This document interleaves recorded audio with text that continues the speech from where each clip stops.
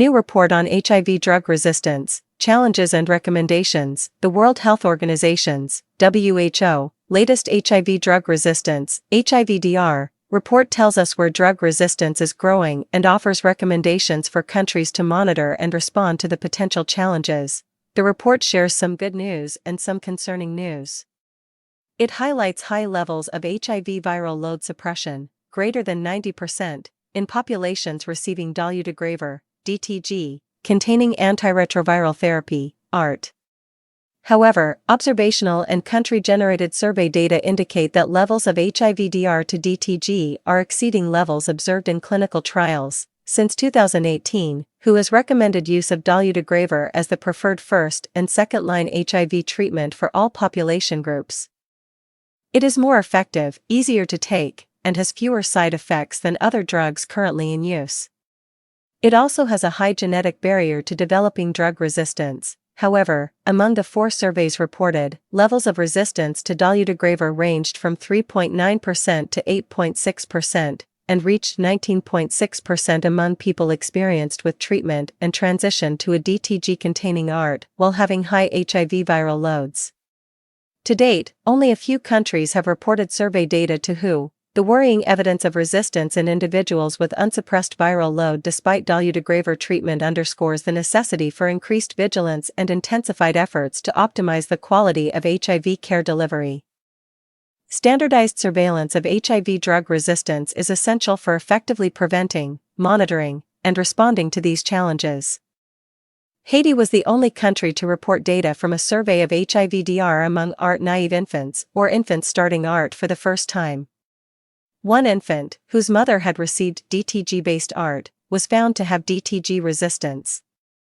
Effective management of high viral loads among pregnant and breastfeeding women is critical to prevent transmitting HIV to infants. Increasing routine surveillance for HIV-DR among infants newly diagnosed with HIV not yet taking HIV treatment will be important to guide appropriate ART options for the future. Global targets off track. In 2022, more than 75% of the 39 million people living with HIV globally were receiving HIV treatment. Countries have implemented the WHO recommendations, with 116 of 127 having adopted WHO preferred first-line DTG-based treatment for adults and adolescents. And 74% of reporting low- and middle-income countries adopted viral load monitoring for adults and adolescents. But progress towards the SDG targets has stalled, as there were still an estimated 1.3 million new HIV infections and 630,000 deaths from HIV-related causes. Between 2017 and 2022, for most countries reporting through the Global AIDS Monitoring (GAM) system, programmatic quality indicators for HIV treatment did not achieve established global targets, which further highlights the need to proactively improve the quality of HIV treatment and care services. In 2022, only 12 of 45 WHO-focus countries reported conducting surveys or had integrated the monitoring of HIV-DR early warning indicators into routine monitoring and evaluation systems. Many countries continue to miss the mark when it comes to optimizing retention in care, population-level viral load suppression, and switching people with virological failure to different regimens. Additionally, antiretroviral drug stockouts continue to happen, which may negatively impact patient treatment adherence. WHO recommends that countries routinely implement standardized surveillance of HIV-DR to follow the prevalence and patterns of resistance among people not achieving suppressed viral load.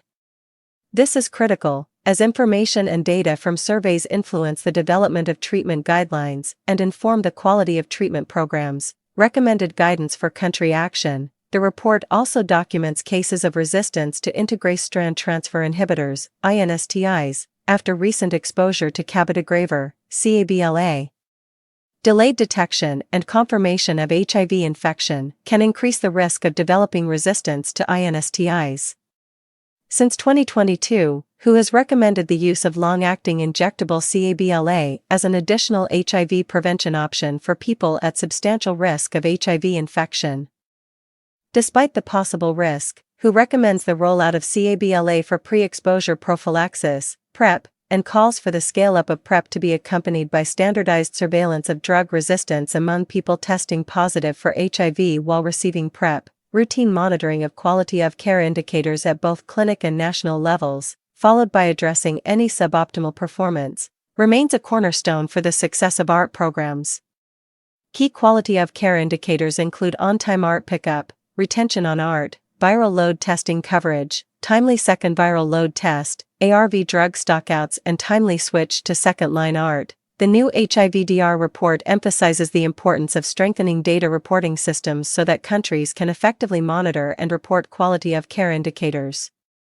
It underscores the active engagement by ART clinics and programs in use of indicator data to develop locally appropriate and sustainable solutions. These efforts are crucial for optimizing service delivery quality, thereby reducing the emergence of drug-resistant HIV.